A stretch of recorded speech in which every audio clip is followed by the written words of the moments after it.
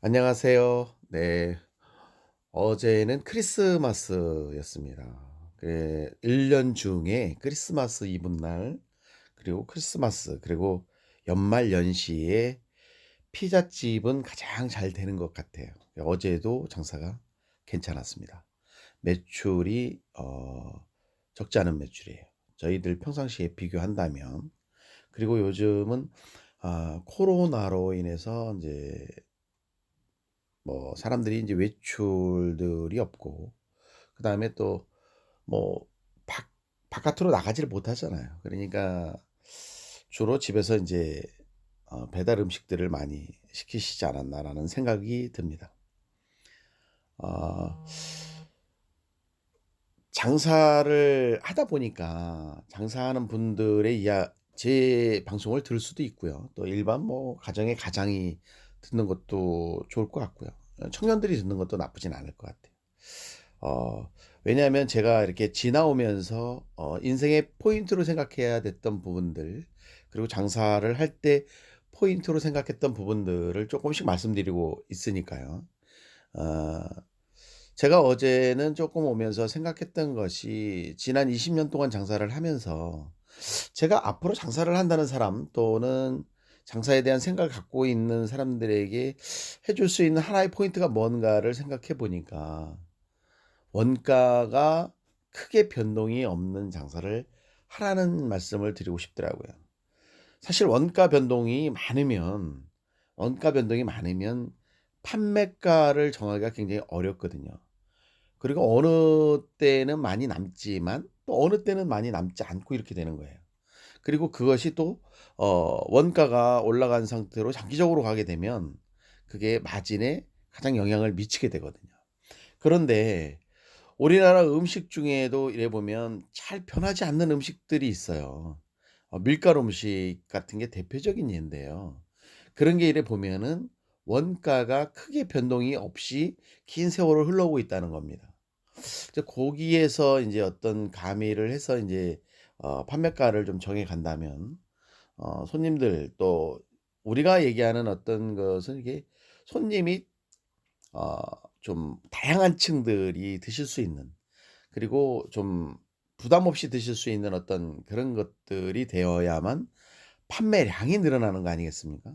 그러니까 그런 것들을 쪼끔 생각해 보신다면, 판매 원가가 아 변 변동이 많지 않은 것, 흔들림이 없는 것, 이런 것들을 잘 판단하셔서 아마 좀 해 보신다면 그것도 도움이 되지 않을까 생각을 합니다. 하루에 하나씩이라도 한번 팁을 하나씩 남겨 드리도록 하고요. 오늘은 제가 말씀드리려고 하는 게 뭐냐면, 미국의 가장 대표적인 ETF, 상장 지수 펀드라고 하는 이 ETF가 SPY와 QQQ가 있어요. 그러면 지난 이게 SPY가 QQQ보다는 한 10년 정도 역사가 더 됐더라고요. 한 30년 정도 됐고, QQQ는 1999 년인가, 아니 지금 한 20년, 그렇죠. 한 20년 정도 된 거죠. 1999 년부터 시작을 했으니까. 그러면 연수익이 어느 정도 되는가 보면, 이 QQQ가 거의 연에 평균 19%의 수익을 냈어요. 19%의 수익. 좀 어마어마한 거죠. 저희들 지금 은행 금리, 은행 예금 금리가 어떻게 됩니까? 사실 마이너스 금리라고 하는 이 시대에 지금 살고 있으면서 저희 같은 경우가 상상할 수 없는 거죠. 그러나 이런 정보조차도 어떻게 보면 어 주가 주식이라고 하는 데에 막아 버린 분들에게는 잘 들어오지 않는 정보라는 거죠. 이런 것을 한번 귀담아 보실 필요가 있다라는 생각을 하게 됐어요. 저 같은 경우에도 무슨 생각을 했느냐.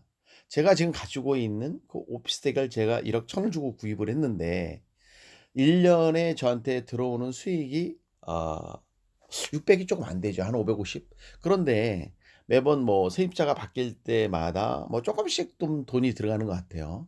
전등을 또 이렇게 다 갓을 다 교체한다든지, 아니면은 도어록이 다 고장 나서 또 그걸 교체해 준다든지, 수도전도 마찬가지, 이런 것들이 좀 수시 발생을 합니다.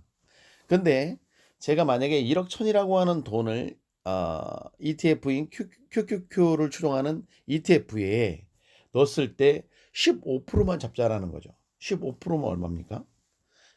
그렇죠. 15%면은 1,650만 원이에요.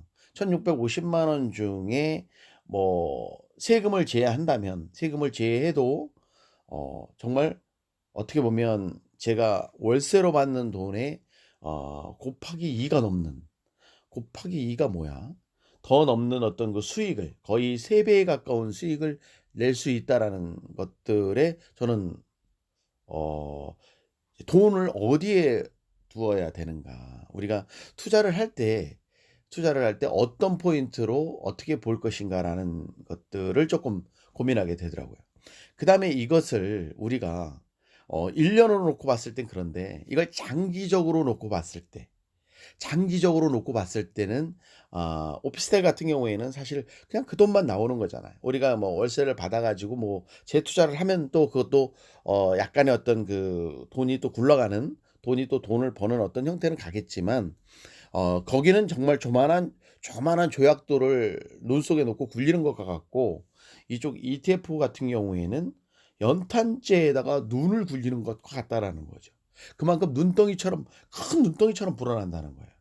이런 차이가 있습니다. 같은 돈을 가지고 어디에 넣을 것인가. 뭐 예전에는 뭐 이렇게 보면 뭐 예금도 있었고, 또 그 돈을 미천으로 장사를 하는 것도 있었고, 또 뭐 우리가 뭐 많았잖아요. 우리도 펀드가 있었고, 뭐 굉장히 리스크들이 많았단 말이에요. 이런 리스크들을 어떻게 그러면 우리가 없앨 것이냐. 그러면 뭐 오피스텔은 리스크가 없느냐. 오피스텔도 사실 리스크가 크거든요. 저거는 어떻게 보면 앞으로 노후화되면서 시간이 지나가면 매매도 어려워질 수가 있어요. 현금화시키기가 어렵다는 거죠. 그다음에 지속적으로 돈이 더 들어간다라는 겁니다. 그러나 이쪽 ETF 같은 경우에는 이게 이제 나스닥 100을 추종하는 그 ETF거든요. QQQ라는 게. 그럼 이거 같은 경우에는 그 뭐 미국의 그 진짜 훌륭한 기업들, 여러분들 다 아는 기업이 포함되어져 있는 그 기업에 투자를 하는 겁니다. 뭐 애플, 페이스북, 뭐 테슬라, 이 진짜 우리가 알고 있는 진짜 유명한 것들. 그러면 그 기업들이 망하면 어떻게 되느냐? 그럼 망하면 퇴출이 되는 거예요. 그 나스닥 100에서. 그리고 또 새로운 기업들로 끼워져 맞춰집니다.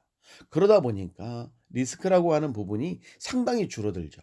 없다라고 제로라고까지 얘기하시는 전문가분들이 있다 보니까, 이런 부분들을 비로 봤을 때 조금 한번 고민해야 될 부분이 아닌가 이렇게 생각을 합니다.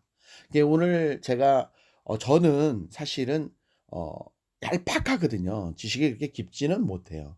그 ETF에 대한 부분을 제가 오늘 강조를 하는 것은 뭐냐면, 저보다 더 많이 아시는 유튜버들이 많아요.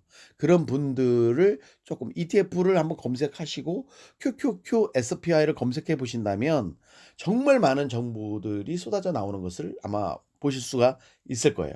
특히 그 부분에 대해서 조병학 그 어디 뭐 무슨 부대표시던데, 그분이 하는 이야기를 꼭 한번 들어보시길 바라요. 그래서 그걸 가지고 여러분들이 어떻게 내가 앞으로 재테크 또는 투자를 할 것인가에 대한 방향을 조금 잡아 보셨으면 좋겠다라는 생각을 하게 됐습니다.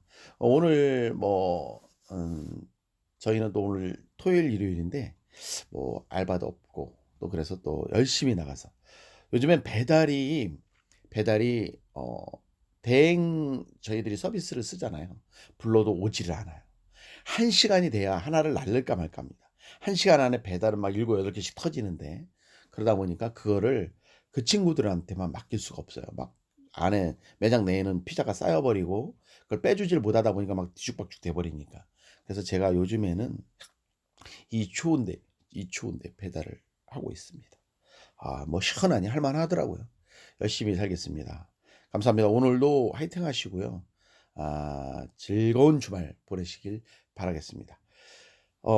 제가 지금 말씀드렸던 QQQ, SPY, 뭐 ETF 요 관련된 검색어를 가지고 꼭 한번 확인해 보시고 그 부분에 대해서 정확하게 한번 알아보시길 바라요. 제가 말씀드린 요런 것들에 대한 정보를 알아보지도 않고 그냥 지나가는 말로 들으시면 여러분은 또 하나의 기회를 잃게 되는 겁니다. 여러분들에게 꼭 한번 확인해 보시라는 말씀 남기면서 오늘 영상 마치도록 하겠습니다. 감사합니다. 화이팅 하세요.